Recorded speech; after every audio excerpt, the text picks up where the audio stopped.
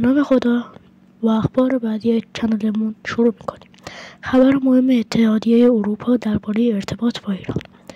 یک سخنگوی اتحادیه اروپا در آستانه دور جدید گفتگوهای ایران و 3 کشور اروپایی انگلیس، فرانسه و آلمان اعلام کرد این اتحادیه به عنوان هماهنگ کننده برجام ارتباط منظم خود با ایران را حفظ کرده است. خبر مهم اتحادیه اروپا درباره ارتباط با ایران. به گزارش اقتصاد نیوز به نقل از ایرنا، سخنگوی اتحادیه اروپا که طبق رویه‌های مرسوم خواست نامش فاش نشود، این اظهارات را در پاسخ به پرسش خبرنگار ایرنا درباره احتمال حضور نماینده اتحادیه در نشست آتی بیان کرد. بر اساس برنامه اعلام شده، دوره جدید گفتگوهای ایران و 3 کشور اروپایی دوشنبه هفته آینده 24 دی ماه 1403 در ژنو برگزار خواهد شد. کاظم غریب آبادی،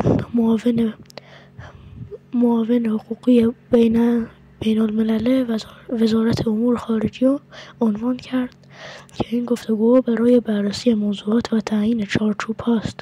وی افزود که هنوز نمیتوان درباره نتیجه آن پیش بینی کرد.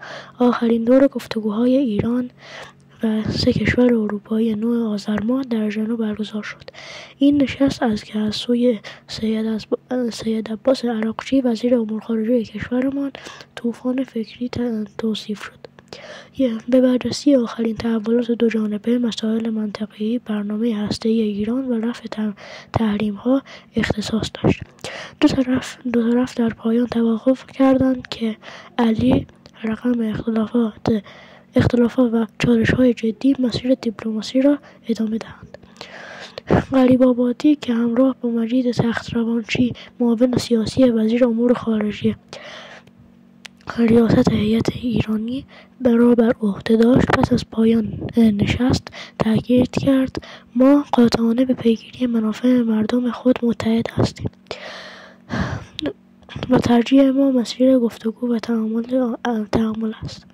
همچنین اعلام شد که این گفتگوها در آینده نزدیک ادامه خواهد یافت.